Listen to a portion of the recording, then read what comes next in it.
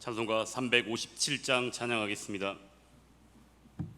주 믿는 사람 일어나 다 힘을 합하여 이 세상 모든 마귀를 다쳐서 멸하세. 저 앞에 오는 적군을 다 싸워 이겨라. 주 예수 믿는 힘으로 온 세상 이기네. 믿음이 이기네. 믿음이 이기네. 주 예수를 믿음이 온 세상. 다 함께 일어서시겠습니다. 온 인류 마귀 계율로 큰 죄에 빠지니 진리로 띠를 띠고서 늘 기도드리세. 기고 의지하면서 겁없이 나갈 때 주 예수 믿는 힘으로 온 세상 이기네. 믿음이 이기네. 믿음이 이기네. 주 예수를 믿음이 온 세상 이기네. 끝까지 이긴 자에게 흰 옷을 입히고 또 영생 복을 주시니 참 기쁜 일일세. 이 어두운 세상 지나서 저 천성 가도록 주 예수 믿는 힘으로 온 세상 이기네. 믿음이 이기네. 믿음이 이기네. 주 예수를 믿음이 온 세상 이기네. 나의 성도들을 내 앞에 모으라. 그들은 제사로 나와 언약한 이들이니라. 하나님은 영이시니 예배하는 자가 영과 진리로 예배할지니라. 아멘. 하나님 아버지, 오늘도 주의 날 주일을 허락하시고 예수 그리스도의 이름으로 아버지 앞에 모여 예배를 드리게 하시니 감사를 드립니다. 오늘도 우리와 함께 하시는 하나님을 믿음으로 주의 백성들 주님 앞에 경배와 찬양을 올려드리오니 우리의 예배를 기뻐 받아 주옵소서. 코로나19와 수해로 인하여 신음하는 백성들에게 자비와 긍휼을 베푸시사 속히 치유하시고 회복시켜 주옵소서. 주의 백성들에게 하나님을 더욱더 알게 하시며 풍성하고 자비하신 은혜로 우리들을 만나 주옵소서. 예수 그리스도의 이름으로 기도하옵나이다. 아멘. 전능하사 천지를 만드신 하나님 아버지를 내가 믿사오며 그 외아들 우리 주 예수 그리스도를 믿사오니 이는 성령으로 잉태하사 동정녀 마리아에게 나시고 본디오 빌라도에게 고난을 받으사 십자가에 못 박혀 죽으시고 장사한 지 사흘 만에 죽은 자 가운데서 다시 살아나시며 하늘에 오르사 전능하신 하나님 우편에 앉아 계시다가 저리로서 산자와 죽은 자를 심판하러 오시리라. 성령을 믿사오며 거룩한 공회와 성도가 서로 교통하는 것과 죄를 사하여 주시는 것과 몸이 다시 사는 것과 영원히 사는 것을 믿사옵나이다. 아멘. 다 함께 자리에 앉으셔서 찬송가 39장으로 하나님께 찬양을 올려드립니다.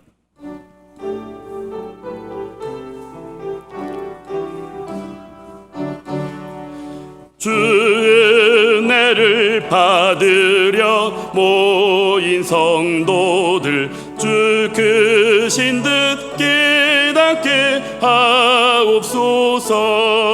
내 고통의 멍에를 다 벗게 되니 날 구속하신 이름 찬양하리. 주 우리를 곁에서 인도하시니 그 거룩한 나라가 이루어지네. 저 마귀와 싸워서 늘 승리하니 큰 영광 주께 돌려 찬양하리. 주 우리의 방패와 장검 되시니 나 승리의 주님을 따릅니다. 큰 환난을 당할 때 늘 도우시니 승천과 높이 불러 찬양하리. 아멘.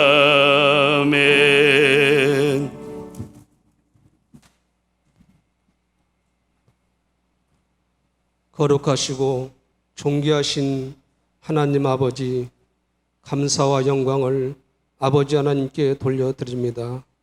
주의 거룩한 백성, 오늘 복된 성일날 주의 전에 저희들 한자리에 모여서 하나님 아버지께 예배드리게 해주심을 감사드립니다. 하나님 아버지, 예수 그리스도의 십자가의 그 피로서 값없이 저희들을 하나님 아버지 구원하여 아버지 백성으로서 이 땅에 살면서 하나님을 경외하고 하나님 앞에 예배드리면서 아버지 자녀로서 찬양과 기도를 올릴 수 있는 하나님의 자녀의 특권의 누림의 삶을 허락하여 주심을 감사드립니다.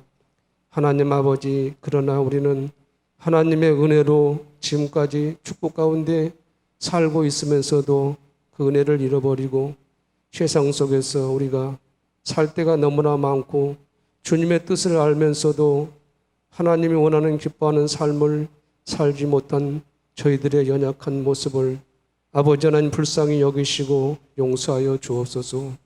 하나님 아버지, 핏값으로 주님의 몸된 교회를 이곳에 세우시고 교회를 통해서 하나님의 나라 복음을 위해서 확장해 나가게 하심을 감사드립니다. 아버지 하나님, 거룩한 성도들이 무엇보다도 이 시대에 세상을 바라보는 것보다 하나님께 소망을 두고 하나님 아버지 믿음으로 말씀 안에서 삶을 살아갈 수 있도록 주님, 저희들이 늘 하나님 아버지께 집중하여 삶을 드리는 삶이 되게 하여 주옵소서.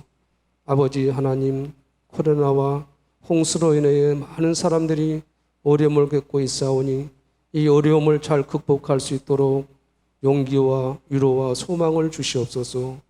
아버지 하나님, 이 시간 하나님의 생명의 말씀을 세우신 목사님을 통하여 저희들이 받사오니 성령님께서 우리 가운데 마음 가운데 심령 가운데 말씀을 받음으로 하나님 아버지 결단하고 순종의 삶을 살아갈 수 있도록 은혜를 하나님 베풀어 주옵소서. 감사하고 길이요 진리요 생명이신 예수 그리스도 이름으로 기도 올리옵나이다. 아멘.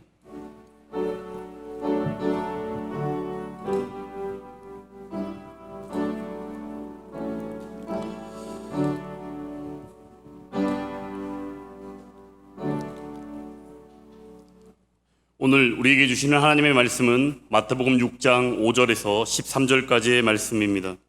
신약성경 8페이지입니다. 마태복음 6장 5절부터 13절까지의 말씀입니다. 다 찾으셨으면 함께 합독하도록 하겠습니다. 마태복음 6장 5절부터 13절까지의 말씀입니다. 또 너희는 기도할 때 외식하는 자와 같이 하지 말라. 그들은 사람에게 보이려고 회당과 큰 거리 여기에 서서 기도하기를 좋아하느니라. 내가 진실로 너희에게 이르노니 그들은 자기 상을 이미 받았느니라. 너는 기도할 때 내 골방에 들어가 문을 닫고 은밀한 중에 계신 내 아버지께 기도하라. 은밀한 중에 보시는 내 아버지께서 갚으시리라. 또 기도할 때 이방인과 같이 중언부언하지 말라. 그들은 말을 많이 하여야 들으실 줄 생각하느니라. 그러므로 그들을 본받지 말라. 구하기 전에 너희에게 있어야 할 것을 하나님 너희 아버지께서 아시느니라. 그러므로 너희는 이렇게 기도하라. 하늘에 계신 우리 아버지여, 이름이 거룩히 여김을 받으시오며 나라가 임하시오며 뜻이 하늘에서 이루어진 것 같이 땅에서도 이루어지이다. 오늘 우리에게 일용할 양식을 주시옵고 우리가 우리에게 죄진 자를 사하여 준 것 같이 우리 죄를 사하여 주시옵고 우리를 시험에 들게 하지 마시옵고 다만 악에서 구하시옵소서. 나라와 권세와 영광이 아버지께 영원히 있사옵나이다. 아멘. 이 시간 담임 목사님 나오셔서 하나님 말씀 증거해 주시겠습니다.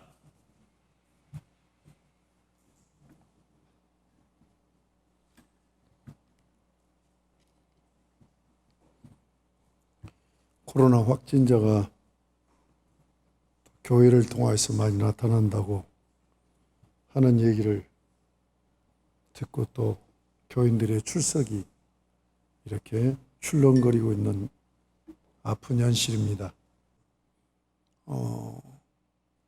마스크만 서로 상대가 확실히 하고 약간 거리 두기라면 절대로 그 코로나 확산이 안 된다.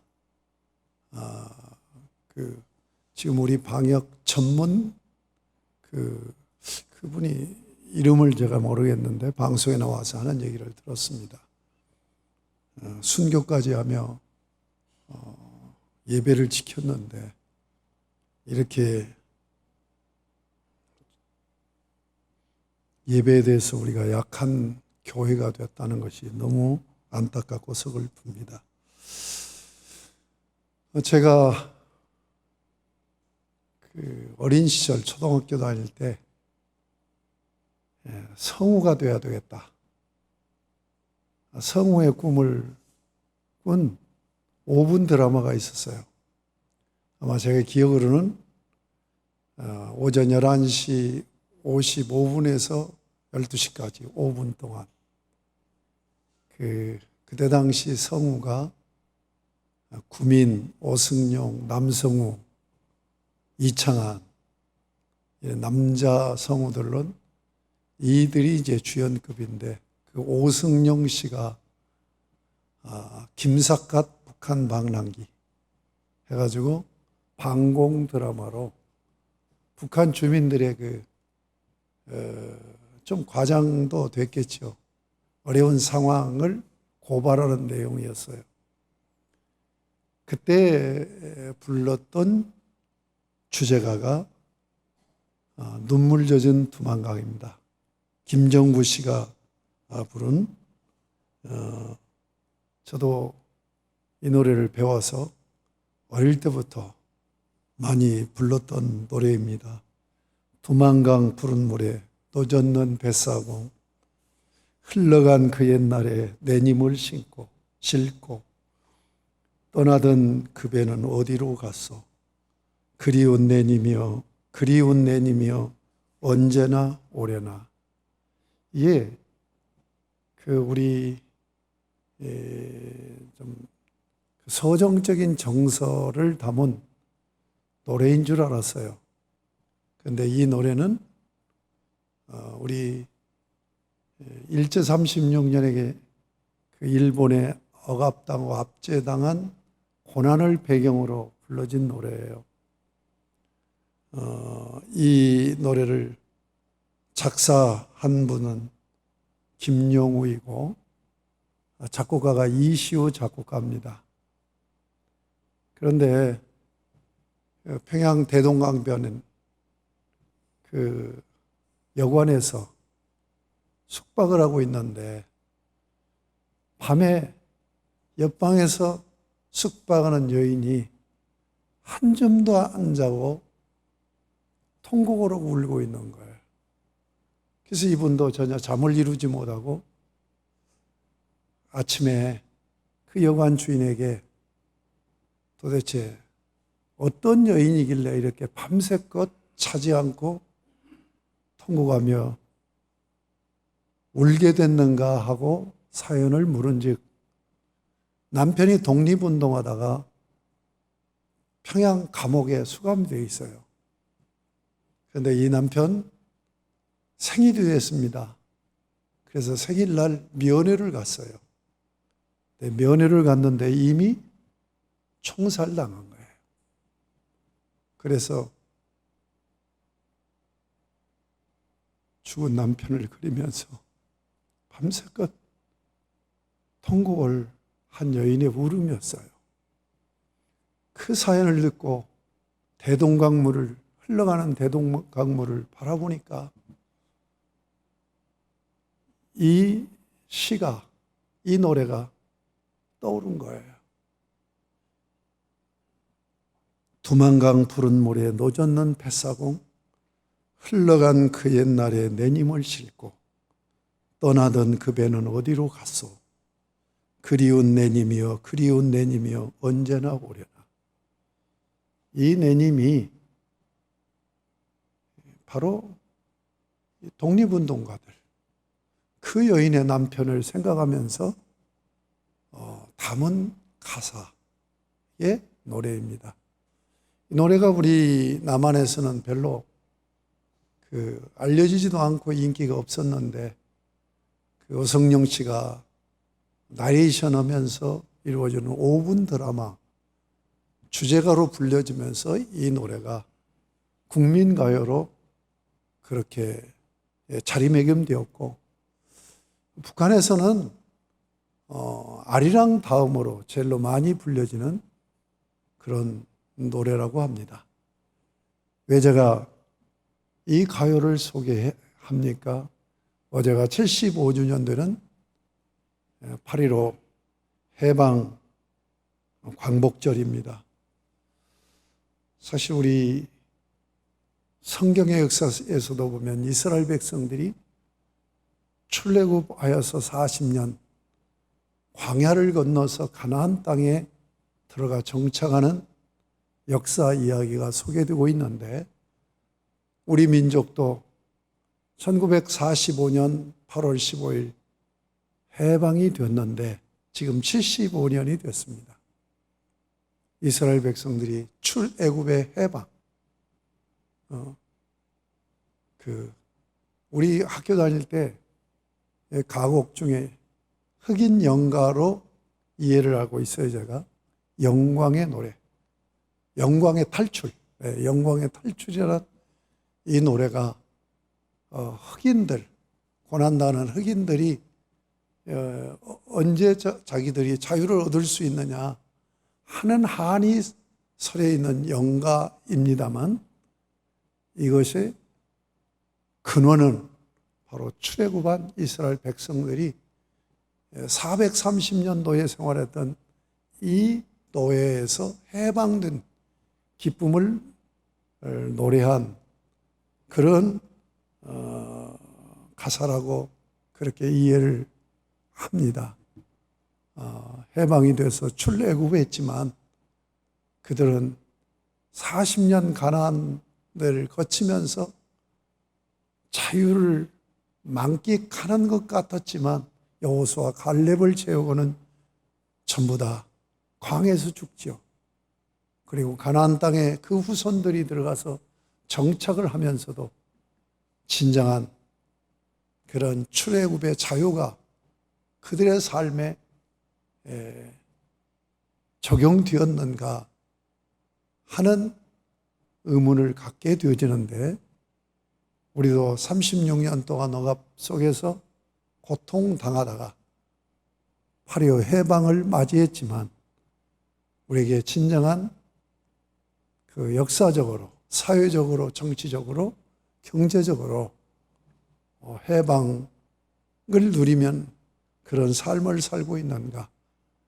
눈물 젖은 두만강이 남북에서 국민 가요로 불려지고 있지만 아직도 남북이 분단되어진 상태로 세계 유일하게 이렇게 서로 적대적인 관계 속에서 해방절을 맞이하는 아픔을 느끼게 됩니다. 8.15 광복절이 어제였기 때문에 오늘 거기에 맞는 설교를 할까 하는 생각을 하다가 이 정도 서론에서 한번 8.15에 대해서 상고하고, 오늘 우리가 계속 이어지는 기도, 특별히 오늘은 주기도문에 대해서 말씀을 나누도록 하겠습니다. 제가 지난주에 5절에서 8절까지의 말씀을 함께 나누면서 첫 번째, 두 번째, 세 번째 기도 제목이 중요하다, 기도의 내용이 중요하다 하는 말씀을 드렸어요. 어떻게 우리는 기도해야 될까? 제가 지난주에 말씀드리는 것은 우리 주님께서 기도해라 하는 것을 굉장히 강조하고 있는데, 그 다음은 무엇을 기도해야 되느냐? 어떻게 바른 기도를 해야 되느냐 하는 것을 말씀하고 있다. 그러므로 기도의 자세와 태도도 중요하지만 기도의 내용 또한 너무너무 중요하기 때문에 우리 주님께서는 이런 내용으로 기도를 해라 하고 기도문을 가르쳐 주셨어요. 그래서 오늘 말씀을 함께 나누면서 내가 신앙생활하는 중에 경건생활의 말씀과 기도 아닙니까? 기도가 없이는 신앙생활이 이루어질 수가 없지요. 그래서 우리는 기도를 합니다. 그런데 어떤 내용으로 기도했는가? 무엇을 기도했는가? 오늘 이 말씀을 통하여서 초저하게 나의 기도 생활에 대한 점검이 있어질 수 있기를 바랍니다. 그래서 오늘은 9절부터 13절까지 나와 있는 주님이 가르쳐 주신 기도에 대해 말씀을 다음 주까지 살펴보도록 하겠습니다. 그러므로 너희는 이렇게 기도하라 하면서 기도의 내용이 소개되고 있는데 이 주기도문은 구조적으로 셋으로 나눌 수 있습니다. 첫 번째는 기도의 부름입니다. 하늘에 계신 우리 아버지여, 내가 기도할 때 기도를 들으시는 그 대상을 부르는 기도 부름이에요. 그 다음에 두 번째는 기도 내용 제목입니다. 이 기도의 내용 제목이 6가지로 되어 있다. 또는 7가지로 되어 있다. 저는 6가지로 분류를 하는데 오늘은 그냥 7가지로 마지막 6번을 7으로 나누어 봤습니다. 자, 우리가 말씀을 보겠습니다. 첫 번째 기도 제목. 이름이 거룩히 여김을 받으소서 하는 게 첫 번째 기도 제목. 두 번째는 나라가 임하기를 원합니다. 세 번째 기도는 뜻이 하늘에서 이루어진 것 같이 땅에서도 이루어지이다. 네 번째 기도는 오늘 우리에게 일용할 양식을 주옵소서. 다섯 번째는 우리가 우리에게 죄 지은 자를 사하여 준 같이 우리 죄를 사하여 주세요. 여섯 번째는 우리를 시험에 들게 하지 마세요. 그리고 7번째, 다만 악에서 구해 주세요. 6번째, 7번째는 하나로 묶을 수 있습니다. 이렇게 6가지 제목 또는 7가지 제목을 주셨습니다. 구조, 기도의 내용 제목입니다. 세 번째는 마지막 송령입니다. 그 송령은 가로 안에 쳐져 있습니다. 왜 가로 안에 쳐져 있느냐면 성경에 원본은 없어요.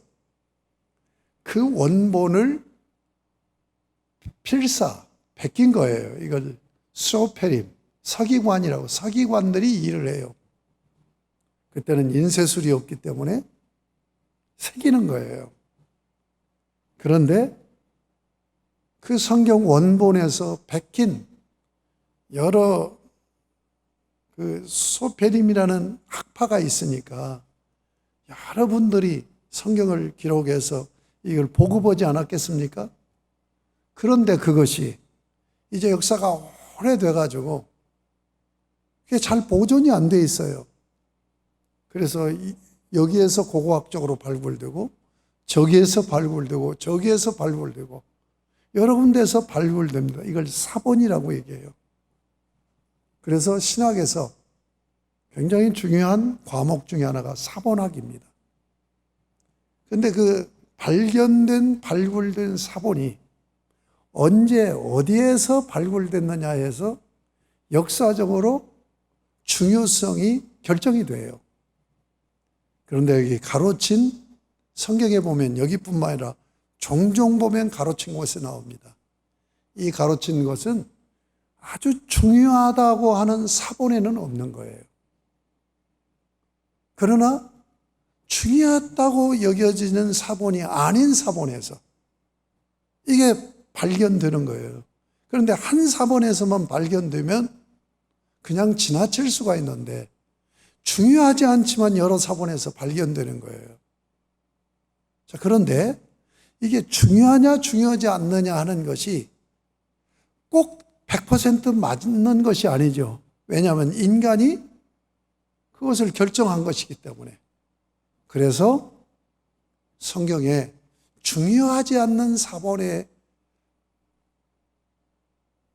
있는 내용이라 할지라도 여러 곳에서 발견이 되어지면 하나님 말씀으로 담아야 된다 해서 가로를 쳐놓고 그렇게 넣은 거예요.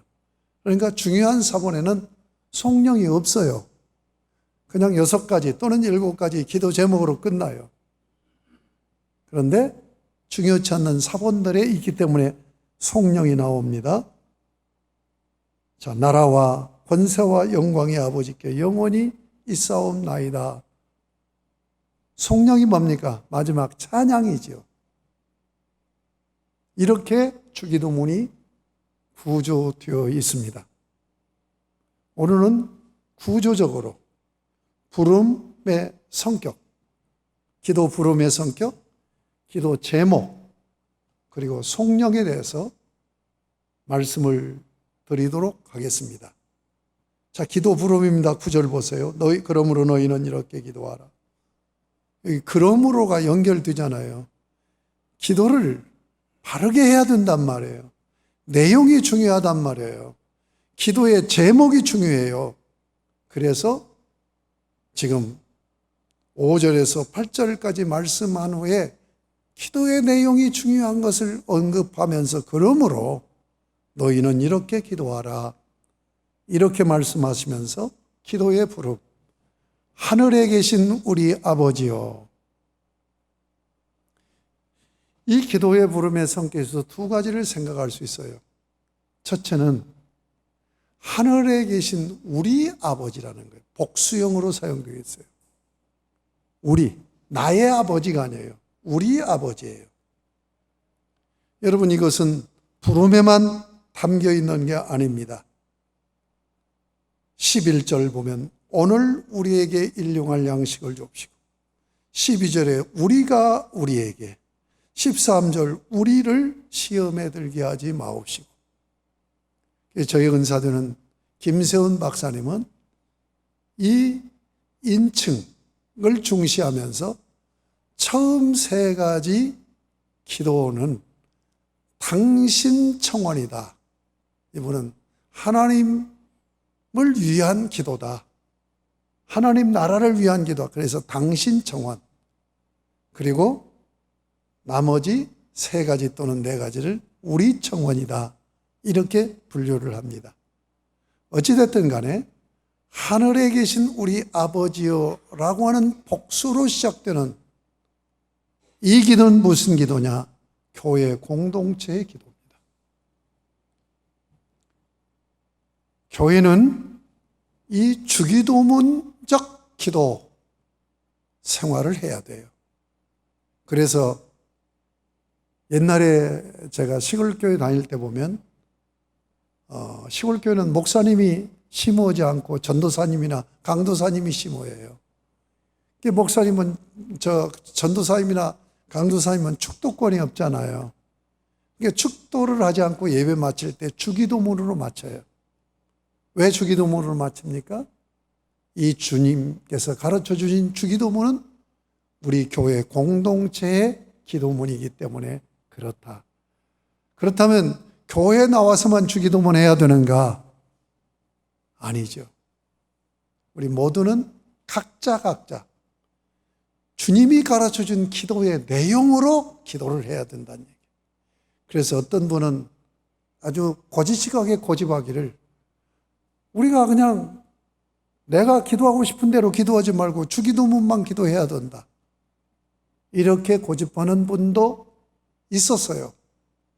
그건 아닙니다. 주기도문적 기도 생활을 해야 되는 거죠. 그런데 개인에게도 그대로 적용되지만 교회 공동체 기도라는 것을 잊지 마시기 바랍니다. 그 다음에 두 번째는 하늘에 계신 아버지예요. 자, 이 기도의 부름, 그러니까 내가 기도할 때 내 기도를 들으시는 그분에 대해서 어떻게 고백하고 있느냐. 이건 고백입니다, 고백. 이 부름은 고백이에요. 하늘에 계신 하나님이라는 고백이에요. 또한 동시에 우리 아버지, 나의 아버지라고 하는 부름이고 고백입니다. 여러분, 신관. 자, 신관에 대해서 맨 처음에 생각할 것은 신이 있느냐 없느냐. 있다. 이걸 유신론이라고 그러죠. 없다. 이걸 무신론이라고 그러죠. 그런데 있다 없다라고 말할 수가 없잖아요. 나는 있는지 없는지 모르겠다. 이걸 불가지론이라고 얘기해요. 그래서 유신론, 불가지론, 무신론으로 구분합니다. 자, 신이 있다. 그러면 유신론. 유신론에 인간이 만들어낸 종교에서 신을 설정할 때 이걸 자연신이라고 얘기해요. 자연신. 그러니까 자연신관적인 입장으로 신학을 전개하는 것을 자연신론이라고 얘기합니다. 토테미즘. 우리 샤머니즘. 전부 이게 자연신입니다. 이 자연신을 어떻게 얘기하냐? 인격화하는 거죠. 자연신은 천신이 있어요. 하늘신,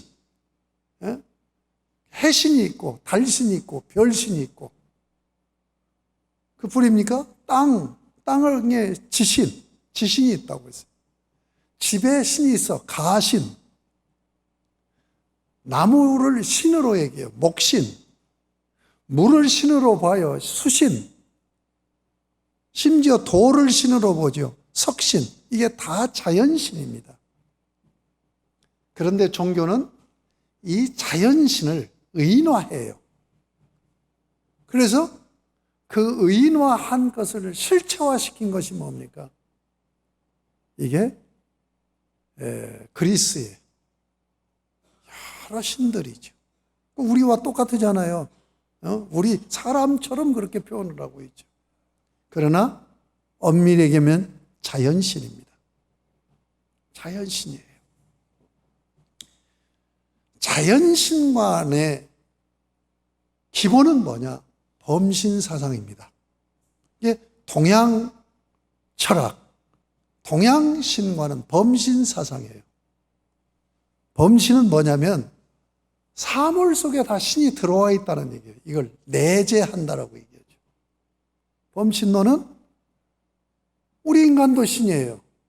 아까 지금 얘기하는 자연신, 그 신이 사물 속에 다 들어와 있는 거예요. 이걸 범신론이라고 내재신관이에요.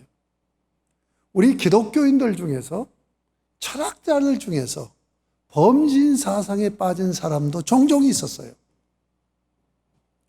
지금은 어쩐지 모르지만 옛날에 저희 청소년 때 제일로 많이 읽혔던 수필이 김영석 연대 철학 교수의 수필집이었어요. 근데 이 김영석 교수가 기독교인이라고 얘기하는데 범신론에 서 있는 분이다 라고 그렇게 평가를 하는 것을 제가 듣고 자랐어요. 이 범신사상입니다. 신이 내재한 거예요. 이게 동양신관이라고 그랬죠. 17, 18세기에 유럽에서 아마 흉은 무신론에 가깝고 스피노자 같은 철학자를 중심으로 해서 무슨 신, 이게 이제 이것도 자연신이라고 논인데 이신론이라고 그래요. 이신론, 자연신론. 무슨 얘기냐면 서양은 신이 있는데 동양은 신이 사물 속에 들어와서 내재하고 있어. 이게 범신론이야. 그런데 서양은 신이 이 피조 세계를 만들어 놓고 손을 떼버린 거예요. 그래서 이 피조 세계 밖에 있는 거, 이걸 초월이라고 얘기하죠. 이게 신을 얘기할 때 초월에 있느냐는 초월성, 또 사물 안으로 들어와 있다는 내재성, 초월성과 내재성을 얘기합니다. 다 이게 잘못된 거죠. 여러분, 동양 철학의 운명론도 내내 거기서 온 거예요. 여러분, 동양 철학을 표현하고 있는 게 히랍 철학이죠. 히랍 철학은 바로 범신론을 어떻게 하냐면 이데아 세계, 플라톤이라는 철학자의 철학입니다. 원래 존재의 세계가 있어요. 피안의 세계라고, 철학으로 용어로 하면 피안의 세계예요. 그 존재의 세계에서 신이 흘러 들어와요. 떨어져 나와요. 이걸 유출설이라고 합니다. 유출설. 그래서 사물 속으로 내재해 있다. 이게 범신론이에요. 그런가 하면 하나는 신이 이 세상을 지어놓고 법칙을 주었어요.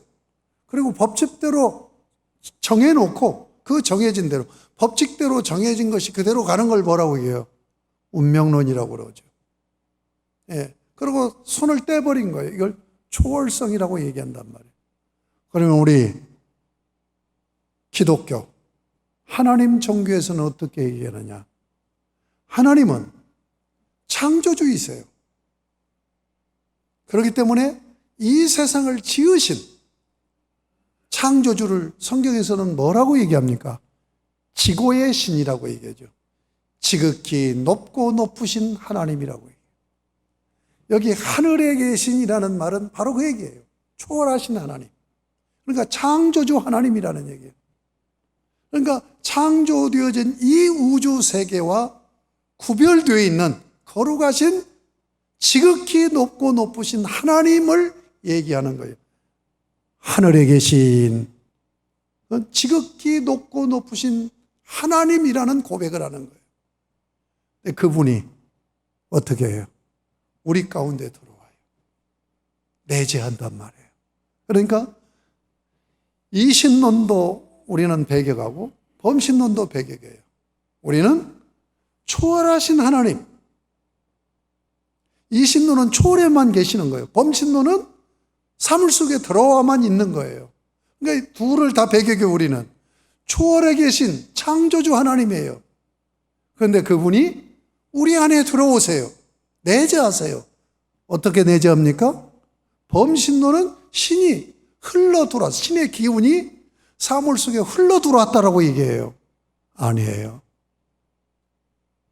우리가 믿는 하나님은 우리 사물 속에 우리 안에 들어오시는데 어떤 신으로 들어오시냐? 인격으로 들어오신단 말이에요. 아시겠습니까? 자연신이 아니에요. 그러니까 우리 기독교만 진정한 하나님을 인격신으로 모시고 있는 겁니다. 여러분, 인격신이 아니면 우리와, 인격을 가진 우리와 소통이 안 되지요. 그래서 자연신을 주장한단 말이에요. 자연신론자들이 있잖아요. 그런데 이 자연신, 그러니까 하늘이 신이야, 해가 신이야, 달이 신이야. 그런데 그들과 우리 인격인 우리와 상관관계를 가져야 되잖아요. 그래서 자연인, 그 속에 있는 신의 기운을 인격적으로 의인화시켜가지고 서로 소통하고 그 매개하는 자들을 뭐라고 그래요? 무당들이 그런 거 하잖아요. 예? 무당들이 그 영매한다고 그래요. 영매. 매개자로 그렇게 서는 거죠. 그 의인화시키는 거예요. 그러나 자연신론에서는 절대로 인격, 신이 인격이라고 말하지 않아요. 신이 인격이라고 말하는 건 하나님 종교밖에 없다는 거. 성경에서만 하나님은 인격이세요. 그러니까 지극히 높고 높으신 이 세상을 창조하신 하나님, 그분이 우리 가운데 들어오셨어요. 어떤 분으로 들어오신 거예요? 인격적인 아빠로 들어오신 거란 말이에요. 아버지로 들어오신 거란 말이에요. 아멘? 그래서 아버지와 아들의 관계를 설정하는 거예요. 예수 그리스도 안에서. 아멘? 우리 기독교만이 그래서 하나님을 아빠라고 불러요. 여러분, 불교 신자들이 부처 앞에 가서 불교 아버지라고 합니까? 신을 진정으로 아버지 하나님입니다. 인격자이신 하나님, 그 하나님께서 우리 가운데 인격으로 오셨습니다라고 고백하는 종교는 기독교밖에 없다는 것. 그래서 우리 기독교가 참된 종교라는 걸 잊지 마시기 바랍니다. 하늘에 계신 우리 아버지라는 말이 이런 놀라운 고백이에요. 그러니까 기도의 부름에서 하늘에 계신 우리 아버지라고 부르면서 고백하는 이 신앙 고백이 우리 기독교가 참된 종교인 것을 그대로 증거하는 고백이라는 것을 잊지 마시기 바랍니다. 여기 인격자인 아버지, 하늘에 계신 우리 아버지요. 이 단어가 파테르라는 단어예요. 이 파테르라는 단어가 어디서 왔을까?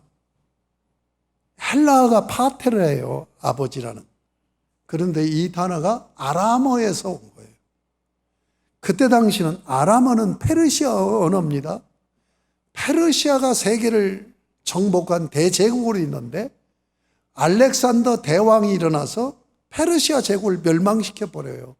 그래서 헬라 제국을 세웁니다. 그런데 헬라가 문화가 발달되어 있어요. 문화가 발달되려면 문화의 산물인 언어가 발달되어 있어야 되는 거예요. 그런데 이 헬라어가 굉장히 발달되어 있어요. 그래서 고급 문화를 이루었어요. 그래서 헬라 시대가 되었기 때문에 성경을 헬라어로 기록한 거예요. 신약 성경을. 그러나 그 당시 예수님과 그 유대인 모든 유대인들은 다 이 중동 분들 아닙니까? 아람말을 썼어요. 그러니까 말은 아람말을 쓰고 글은 헬라어를 썼다는 얘기예요. 그래서 우리 신약 성경에 간혹 아람말이 하나씩 나옵니다. 예수님께서 시몬을 만나셨을 때 너를 뭐라고 이름을 지어줬어요? 게바라 하리라. 게바가 뭐예요? 헬라어로 페트로스, 바위라는 얘기예요. 바위, 반석이라는 말이에요. 그런데 게바라는 말은 뭐예요? 아람어입니다. 아람어. 마찬가지로 파테르라는 말이 아람어 어디서 왔느냐? 아바에서 왔어요. 아바. 여러분 갈라디아서 4장 6절에 보면 성령으로 인해서 아들의 영이 우리 가운데 거하심으로 하나님을 뭐라고 부른다고 그랬어요? 아바 아버지라 부르게 하셨느니라. 이 아바가 아람 말이에요. 그러니까 세머는 거의 그 발음이 비슷한 것들이 많아요. 일본말하고 우리말하고 발음이 비슷한 게 참 많습니다. 중국말을 제가 중국 그 말을 이렇게 들어보면 가령 황제를 보고 황샹, 황제 저기 높은 분이라는 얘기죠. 이게 우리가 알아듣는 말이 종종 나와요. 아람 말도 마찬가지입니다. 아바가 아빠라는 말이에요. 여러분 20세기에 신약학으로 세계적인 학자를 얘기할 때 독일의 에레미야스라고 얘기합니다. 이 에레미야스가 세계적인 학자가 될 수 있었던 것이 무엇을 연구해서 됐느냐? 아버지라는 용어를 연구한 거예요. 아버지라는 용어를 연구해 보니까 예수님께서 하나님을 아버지라고 많이 불렀잖아요. 그런데 한두 개를 제외하고는 전부 예수님은 하나님을 뭐라고 불렀느냐? 아빠라고 불렀다는 얘기예요. 그러니까 여기서 하늘에 계신 우리 아빠요 라고 호칭을 하고 있다는 것을 잊지 마시기 바랍니다. 우리의 기도의 대상은 이 세상을 창조하신, 지극히 높으신, 이 우주를 소유하신 섭리주 하나님입니다. 그 하나님이 우리의 아빠라는 이 고백으로부터 기도가 시작된다는 것을 잊지 마시기 바랍니다. 여러분, 하나님을 나의 아빠라고 감격스럽게 부르면서 기도할 수 있어야 돼요. 근데 우리는 그렇게 안 되잖아요. 옛날에 은퇴하시고 돌아가신 충영교회에 세운 김창현 목사님은 그 이북분인데 평양분이죠. 하나님을 아버님이라고 불러요. 어떻게 하나님 그 거룩한 분을 그 아버지라고 부를 수 있냐? 높여야 된다. 그런데 우리나라 어법으로 아버지라는 그 용어 자체가 높임말이에요. 그분은 하나님을 아버님이라고 불렀는데 아버님이 아니라 아버지도 아니라 아빠라고 불러야 돼요. 그런데 이게 참 낯설어요. 저는 장남으로 태어나고 엄격한 가부장적 가정에서 자라서 나는 한이 뭐냐면 우리 부모님에게, 어머니 아버지에게 엄마 아빠라고 한 번도 불러보지 못한 거예요. 우리 동생들이 엄마 아빠라고 부를 때 그렇게 부러울 수가 없어. 아버지라고 부르는 것보다도 엄마 아빠라고 부르는 게 훨씬 더 친근감이 있고 친화력이 있는 거예요. 그렇게 이제 자라기 때문에 하나님을 아빠라고 부른다는 건 상상할 수가 없는 일이었어요.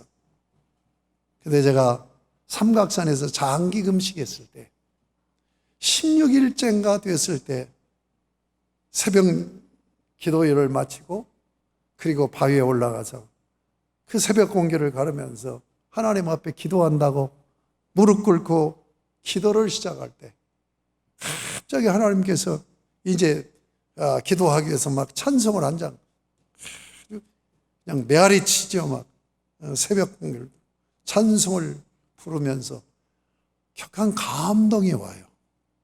격한 감동이 오는 순간에 나도 모르게 하나님을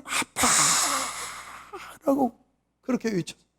내가 처음으로 우리 부모님에게도 한 번도 아빠라는 소리를 못했는데 처음으로 하나님을 향해서 아빠라는데 그 아빠라고 부르는데 하나님이 나를 푹 끌어안아주는 것 같아요. 그래서 그 아버지 품에 안겨서 꼭 시집간 딸이 고되게 시집살이 하다가 친정에 돌아서 엄마 품에 안겨서 친정 어머니 품에 안겨서 그냥 흐느껴 우는 것처럼 얼마나 많이 울었는지 몰라요. 얼마나 많이 울어요. 여러분, 우리의 기도를 들으시는 하나님은 이 세상을 창조하시고 주관하시는 주인 되신 하나님이신데 그분이 우리의 아빠가 되어주셔서 자녀가 요청하는 그 요청을 들어주시기를 기뻐하신다는 것을 잊지 마시기 바랍니다. 두 번째로 기도의 내용입니다. 기도의 내용이 6가지, 7가지로 되어 있다고 그러는데 구조적으로 그러니까 기도의 부름, 기도의 내용, 기도의 제목이죠. 그리고 마지막이 송령입니다. 송령은 찬양으로 끝난단 말이에요. 그런데 첫 번째 기도 제목, 자 보시겠습니다. 9절에 보면 이름이 거룩히 여김을 받으시오며 이 첫 번째 기도 제목이 뭐냐? 이게 찬양이에요.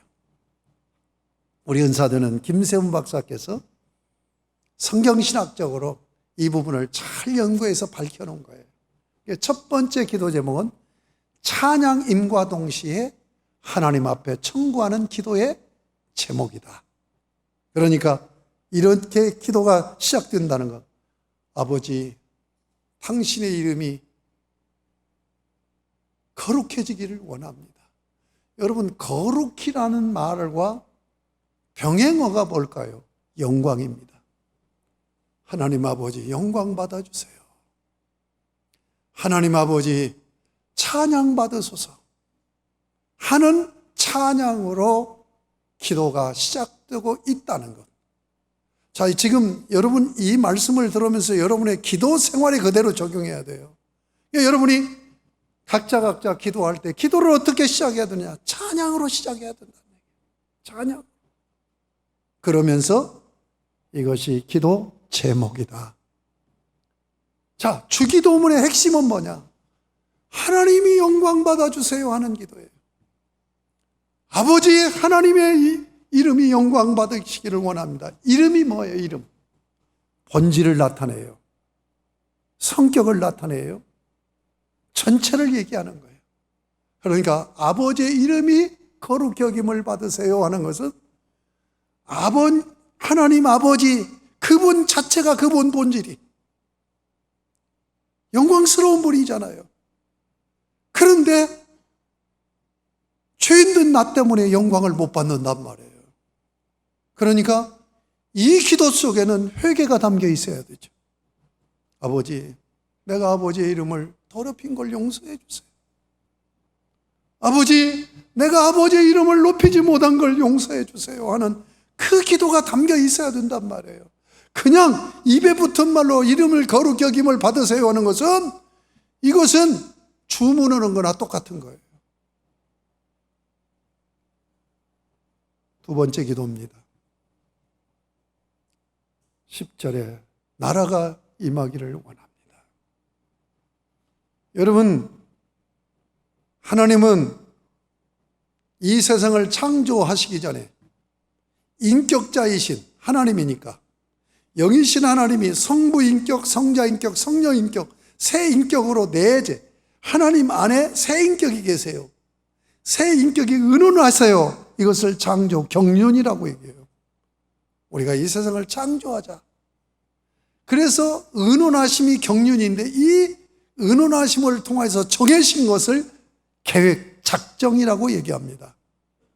자, 그러면 하나님의 경륜과 작정이 뭐예요? 창조하시는 창조 경륜 속에서 세우신 작정이 뭡니까? 하나님을 섬기는 백성을 가진 나라를 세우기 위한 거예요. 하나님께서 왜 이 세상을 창조했어요? 당신의 나라를 건설하려고. 그 나라가 어떤 나라예요? 백성들이 자기를 경배드리며 찬양하고 예배드리며 영광 돌리는 백성을 가진 나라를 세우려고 한 거예요. 그래서 우리가 예배가 그렇게 중요하다는 거예요. 여러분, 우리의 신앙생활의 가장 중요한 핵심 뿌리가 예배입니다. 예배를 통해서 하나님을 섬기고 영광을 돌리는 거예요. 오늘 첫 번째, 두 번째 기도 제목을 통하여서 우리가 깊이 우리 자신을 성찰해야 돼요. 주기도문을 하면서 성찰해야 돼요. 진정으로 내가 참된 예배자로 하나님 앞에 아버지의 이름을 높이면서 찬양하며 영광 돌리면서 신앙생활을 하는 자인가? 진정으로 예배에 온전히 몰입되어 있는가? 아니면 예배 시간에 졸고 있는가? 예배 시간에 딴 생각하고 있는가? 이 자리에 앉아 있는다고 예배자가 아니란 말이에요. 아시겠습니까? 이렇게 보면은 설교하다가 보면 딴 생각하는 성도의 눈빛이 보여요. 졸고 있는 자가 보여요. 속상하거든요. 근데 하나님 아버지가 여러분을 보신다고 생각해 보세요. 그렇잖아요? 예? 신령과 진정으로 예배하라고 그랬어요. 여러분, 거룩 여김을 받으소서 하고 나라가 임하기를 원합니다는 뗄 수 없는 관계입니다. 나눠져 있지만 하나예요. 하나님 나라입니다. 과연 우리는 하나님 나라에 대해서 얼마나 관심을 갖고 나의 삶을 통해서 하나님 나라가 진정으로 이루어지기를 원하는 신앙생활을 하고 있는가? 아니면 이름뿐이고 이 세상 나라에 더 관심을 갖고 있고 이 세상에 잘 먹고 잘 살고 편안하고 안락하고 성공하고 하는 것을 더 목적으로 삼고 있는가를 깊이. 그러니까 이 주기도문은 회개가 전제되어지는 기도가 되어져야 진정한 기도가 될 수 있다는 걸 잊지 마세요. 세 번째 기도입니다. 다시 10절에 보면 뜻이 하늘에서 이루어진 것 같이 땅에서도 이루어지다. 뜻이 하늘에서 이루어진 것 같이, 이거 뭐예요? 하나님 나라 아닙니까? 하나님 나라는 어떤 나라예요? 하나님의 뜻으로 통치되는 나라예요. 이 하나님의 뜻으로 통치되는 나라가 세워지기를 기도하는 거예요. 여러분, 예수님께서 왜 십자가에 달려 죽으시고 우리를 구속하셨습니까? 우리를 신분을 변화시키고 삶을 변화시켜서 하늘에서 뜻이 이루어진 것처럼 이 땅에서 하나님의 백성들을 통해서 하나님의 뜻이 이루어지는, 하나님의 뜻으로 통치되는 나라를 세우려고 하는 거예요. 여러분을 왜 구원하셨어요? 하나님의 뜻대로 살으라고 구원한 거예요. 하나님의 뜻을 따라 살라고 구원한 거예요. 그래서 순종이 제사보다 낫다라고 말씀하는 이유가 여기 있는 거예요. 이 세 기도, 그래서 김세원 박사는 당신 청원이라고 얘기한 거예요. 이 세 기도는 하나로 묶어 있어요. 하나님의 뜻으로 통치되는 나라가 세워져서 온전히 하나님께 예배가 드려지고 영광을 받으시는 그런 역사가 일어나기를 원합니다 하는 이 기도란 말이에요. 여러분, 이 주기도문을 이제 말씀하고 나서 다음 주에 해설을 살펴보겠습니다. 그런데 33절 해설을 마치면서 결론하고 있는 결론을 보십시다. 그런즉 너희는 먼저 그의 나라와 그의 의를 구하라. 그리하면 이 모든 것을 너희에게 더하시리라. 그런즉 너희는 먼저는 첫 번째로, 가장 우선적으로, 우선순위에서 네가 무엇을 해야 되느냐? 특별히 먼저 그의 나라와 의를 구하라. 이 말을 잘 이해해야 돼요. 의가 뭐예요? 하나님 뜻입니다. 하나님의 뜻으로 통치되는 나라를 구하라는 기도예요, 주기도문이. 자, 여러분의 신앙생활을 한번 살펴보자고요. 여러분이 과연 언제나 기도할 때 여기에 초점이 맞춰져서 기도가 되어지고 있냐고요. 하나님 아버지, 나를 구원하신 이유가 뭡니까? 나를 통하여서 하나님의 뜻으로 통치되는 나라가 세워지고 하나님 영광 받기를 원합니다. 여기에 기도의 모든 방향이 맞춰져야 된다는 얘기예요. 초점이 맞춰져야 된다는 얘기예요. 아시겠습니까? 33절에 뭐라고 해서 그리하면 이 모든 것을 너에게 더하시라. 우리의 소원이 있어요. 우리의 소원이 있어요. 그런데 하나님 나라가 이루어지기를 원하는 여기에 초점을 확실히 맞춰서 기도하면 우리의 필요한 모든 것을 더해 주신다는 얘기예요. 왜? 나를 통해서 나라가 이루어져야 되니까. 아멘입니까? 이 원리를 여러분이 벗어나면 기복주의 신앙이 됩니다. 그래서 하나님하고 거래를 하는 거예요. 거래하는 기도하지 마세요. 하나님하고 거래하는 기도하지 마세요. 그래서 칼빈은 하나님의 형상이 뭐냐? 순정성이다 얘기해서 순정성. 순정성이 뭔 줄 압니까? 하나님을 향해서 내 사심이 들어가지 않고 100% 하나님만 생각하는 거예요. 100% 하나님만 생각해요. 응? 내가 기도를 이렇게 많이 했으니까 하나님이 이렇게 해 주셔야죠. 내가 헌금을 이렇게 많이 했으니까 해 주셔야죠. 이게 다 거래 아닙니까? 내가 이렇게 교구장으로 이만큼, 내가 전도자로 이만큼, 내가 여성교장으로 이만큼, 내가 장로로 이만큼, 내가 권사로 이만큼, 내가 집사로, 내가 이렇게 충성했으니까 이렇게는 해줘야 되지 않습니까? 하나님하고 거래하시겠습니까? 자, 한번 생각해 보세요. 인간적으로 상식적으로 거래로 들어가면 인색해집니다. 안 그런가요? 거래로 들어가면 인색해진다니까요. 한번 거래해 보세요. 어떻게 하든지 손해 안 보려고 그러죠. 쌍방이 다. 여러분, 그렇기 때문에 신앙생활이 거래 신앙이기 때문에 하나님 앞에 인색한 거예요. 그러니까 어떻게 돼요? 하나님도 인색하지요. 그래서 신앙생활을 기도를 하는데도 하나님은 성경에 부어주신다고 했는데 기도하지 않은 것까지도 주신다고 했는데 안 주시잖아요. 조금 주시잖아요. 거래하니까. 거래하지 마시고 하나님 나라를 구하시기 바랍니다.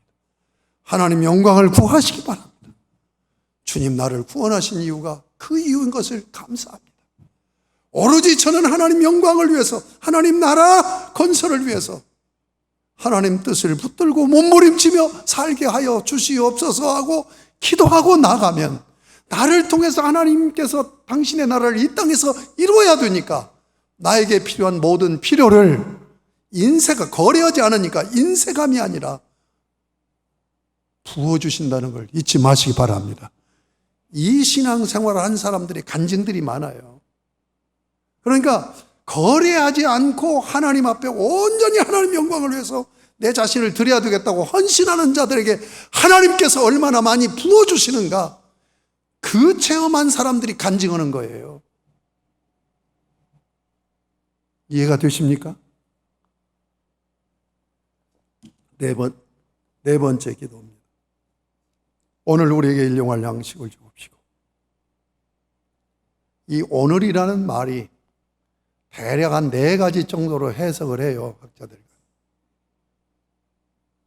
그런데 오늘 우리에게 일용할 양식을 좀, 왜 그러냐면 말이라는 거, 언어라는 것은요, 문화가 달라지면서 의미가 달라질 수 있거든요. 이게 이제 의미론에서 다뤄지는 겁니다. 그러니까 2000년 전에 그 사람들이 그 단어를 쓸 때 생각했던 의미가 있잖아요. 그런데 문화가 많이 달라지면서 오늘 우리가 그 시대에 그 사람들이 생각했던 그 의미로 이해를 과연 정확하게 할 수 있느냐 하는 한계가 있는 거예요. 그렇기 때문에 동일한 말을 가지고 이렇게 해석해야 된다, 이렇게 해석해야 된다, 이렇게 해석해야 된다, 이렇게 해석해야 된다 하라고 주장을 하는 거예요.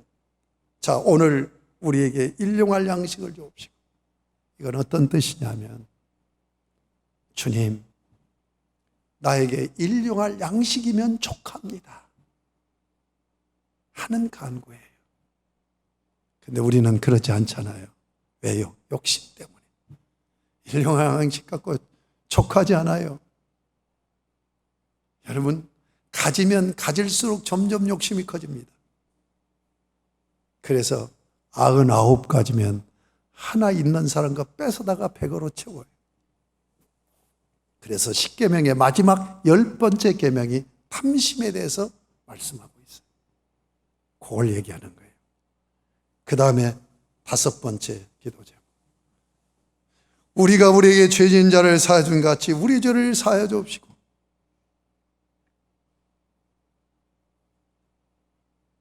죄 용서에 대한 기도입니다. 여기서 뭘 얘기하는 줄 압니까? 여기서 잘 보면은 조건이, 조건. 우리가 우리의 죄를 사해 준 것처럼 우리를 용서해 주세요. 그러면 조건이 되면 내가 용서하지 않으면 하나님으로부터 용서를 못 받는 거예요. 이 문제를 어떻게 봐야 되느냐 하는 것이 중요해요. 다음 시간에 이 부분을 자세히 말씀드리도록 하겠습니다. 그 다음에 6, 7번 우리로 시험에 들게 하지 마옵시고 다만 악에서 구하옵소서. 자, 이 세상 나라에 지금 예수 그리스도가 하나님 나라를 도입하신 거예요. 그러므로 예수님이 재림할 때까지는 세상 나라와 하나님 나라가 같이 공존합니다. 그렇기 때문에 영적인 전쟁이 일어나요. 그래서 하나님의 사람들을 시험 들게 하고 마귀가 자기의 졸개들로 부리려고 합니다. 여기서 벗어나게 해달라고는 기도입니다. 마지막 성령입니다. 나라와 권세와 영광이 아버지께 영원히 있사옵나이다. 왜 이 구절이 아까 얘기한 대로 중요한 사본에 나와 있지 않는데 이게 중요하냐? 여러분, 1세기에 고대 그 문헌들이 많이 있어요. 이건 성경에 가까울 정도로 중요한 자료들이에요.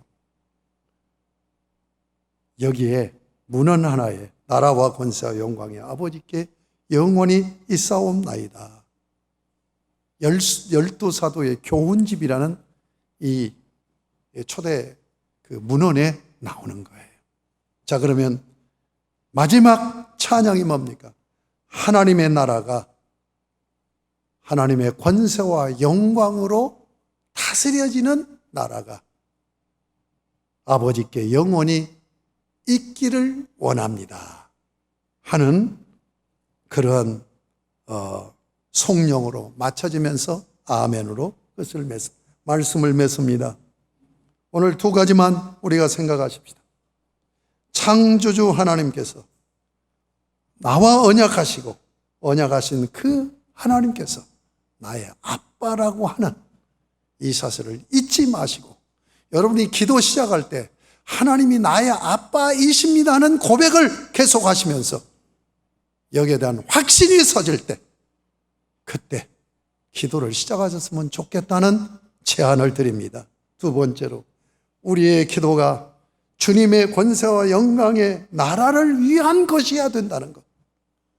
정말로 나라와 권세와 영광이 아버지께 영원히 있기를 위해서 내가 오늘 이 시간 이 기도를 올립니다 하는 그러한 자세로 기도를 하여서 하나님 아버지를 기쁘시게 해드리고 여러분이 주님 앞에 귀하게 쓰임받는 복된 여러분들이 다 되시기를 주님의 이름으로 축복합니다. 아멘. 하나님 아버지 감사합니다. 주기도문에 대해서 저에게 말씀해 주신 것을 받게 되니 감사합니다. 아버지 하나님, 이 세상을 창조하신 창조주이시며 섭리주이신 하나님 아버지께서 나와 언약하셨을 뿐만 아니라 나의 아빠가 되어주신 것에 감격하며 이 감격으로 기도 생활을 할 수 있는 하나님과의 부자간의 소통이 이루어지게 하여 주시기를 원하며, 내 욕심이 아니라 아버지의 권세, 아버지의 영광이 드러나는 아버지의 나라를 세우기를 원하여서 여기에 초점을 맞추고 목표를 삼고 기도함으로 아버지 하나님을 기쁘시게 해드리고 주님 앞에 귀하게 쓰임받는 저희들의 신앙생활 되게 하여 주시옵소서. 예수님의 이름으로 기도드립니다. 아멘. 635장 주기도문 송하겠습니다.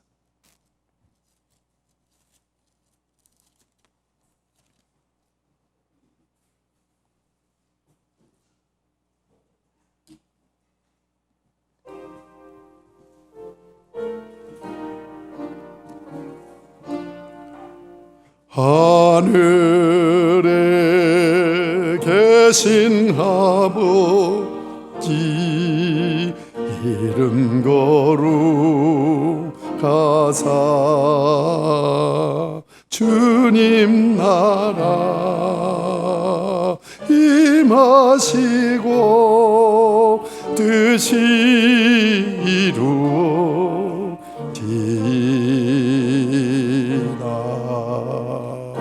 일용할 양식 주시고 우리들의 큰 죄 다 용서하옵시고 또 시험에 들게 마시고 악에서 구원하소서.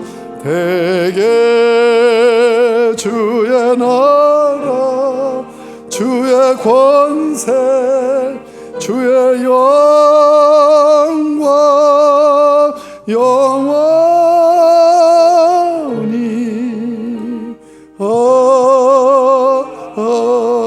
아멘.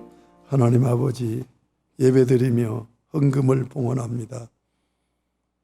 아버지 하나님, 구속의 은혜 그리고 구속하신 그 하나님께서 나의 삶의 주가 되어 주셔서 나를 통하여 하나님 나라를 이루어 가시는 그 놀라운 은총을 감사하며 하나님 앞에 헌금을 봉헌해 싸우리.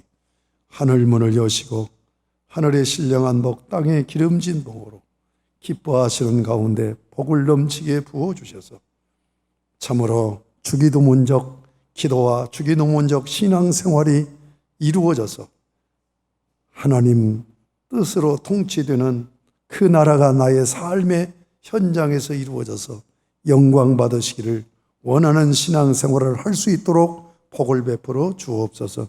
주일헌금 받으시옵소서. 감사헌금 받으시옵소서.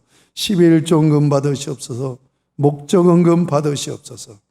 헌금 내역 따라 약속하신 은혜의 복을 넘치게 부어 주옵소서. 18단지에 확진자가 나와서 우리 성도들이 나오지 못했는데 하나님 아버지, 이 지역을 지켜주시고 우리 교회를 지켜주시고 우리 성도들을 지켜주옵소서.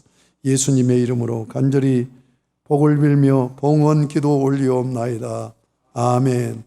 교회 소식 말씀드립니다. 3부 예배 후 목양실에서 당회가 있겠고요. 여름 성경학교 온라인 성경학교가 23일부터 30일까지 가정에서 유튜브를 통하여 줌 온라인을 통하여서 이루어지게 됩니다. 가정에서 이루어지기 때문에 집중력이 떨어지고 그렇게 되어지는데 많이 여러분들 기도해 주시기를 바랍니다. 태초에 하나님이 천지를 창조하셨습니다. 6일째 되는 날, 하나님은 아담과 하와를 만드시고 그들에게 말씀하셨습니다. 땅에 충만하라, 땅을 정복하라, 모든 생물을 다스리라. 하나님은 아담과 하와를 에덴 동산에 살게 하시고 그들에게 말씀하셨습니다. 선악을 알게 하는 나무 열매를 절대로 먹지 말거라. 하지만 아담과 하와는 사탄에게 속아 그 나무 열매를 먹고 말았습니다. 아담의 불순종으로 죄가 세상에 들어오고 땅은 저주를 받았습니다. 그리고 아담과 하와는 에덴 동산에서 쫓겨났습니다. 시간이 지나 아담에게 두 아들이 태어났습니다. 가인과 아벨. 동생 아벨은 하나님이 기뻐하시는 예배를 드렸습니다. 그러나 가인은 그런 동생을 시기했습니다. 가인은 아벨을 죽였습니다. 그 후 세상은 두 나라로 갈라졌습니다. 가인의 뒤를 따르는 세상 나라와 아벨 대신 태어난 셋을 따르는 하나님 나라. 시간이 지나며 가인의 뒤를 따르는 사람이 점점 많아졌습니다. 온 세상이 죄로 가득 차게 되었습니다. 그러나 노아는 하나님께 은혜를 입었습니다. 하나님은 노아에게 말씀하셨습니다. 세상을 물로 심판할 것이다. 너는 큰 방주를 만들어라. 노아는 하나님 말씀대로 방주를 만들었습니다. 120년이 지나 마침내 방주가 완성되었습니다. 말씀에 순종한 노아는 모든 동물을 태웠습니다. 노아의 가족도 방주에 올라탔습니다. 하나님은 방주문을 닫으셨습니다. 비가 내리고 땅속의 샘들이 터졌습니다. 비는 40일 동안 계속 내렸습니다. 온 땅이 물에 잠겨 150일 동안 물이 가득했습니다. 하나님은 노아와 동물들을 기억하셨습니다. 해가 뜨고 하늘의 창과 땅속 샘들이 닫혔습니다. 바람이 불자 물이 줄기 시작했습니다. 방주가 아라랏산에 닿았습니다. 얼마 후 노아는 까마귀와 비둘기를 날려보냈습니다. 홍수 후 1년이 지나고 땅이 다 말랐지만 노아는 방주 밖으로 나가지 않았습니다. 하나님이 노아에게 말씀하셨습니다. 너는 가족과 함께 방주에서 나오고 모든 동물들을 이끌어내라. 하나님이 방주 문을 열어주셨고 방주에 탔던 모든 생물들이 밖으로 나왔습니다. 방주에서 나온 노아는 가족들과 함께 가장 먼저 하나님을 예배했습니다. 하나님은 그 예배를 기뻐하셨습니다. 하나님이 노아에게 언약하셨습니다. 다시는 홍수로 멸하지 않겠다. 하나님의 언약은 모든 사람, 새와 가축, 모든 짐승을 위한 것이었습니다. 하나님은 언약의 증거로 무지개를 주셨습니다. 태초에 주셨던 사명도 회복되었습니다. 하나님이 주신 사명. 우리는 방주 대신 예수 안에서 선물로 받았습니다. 이제 다시 시작합시다.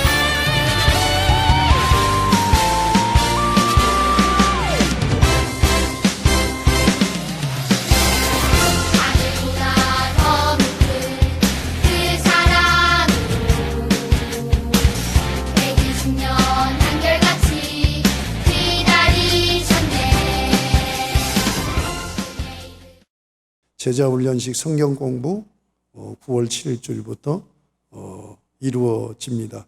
온라인 오프라인 병행을 할 것입니다. 그 외에 여러분 보시고 또 우리 김민지 집사님 남편이 신장 정말 하나님의 그 기적적인 은혜로 젊은 분의 장기를 받아서 지금 수술을 13시간 했더라고요. 잘 마쳤는데 건강이 속히 회복될 수 있기를 위해서 기도해 주시기를 바랍니다. 우리 다 같이 자리에서 일어서서 40장으로 후주 송령 부르겠습니다.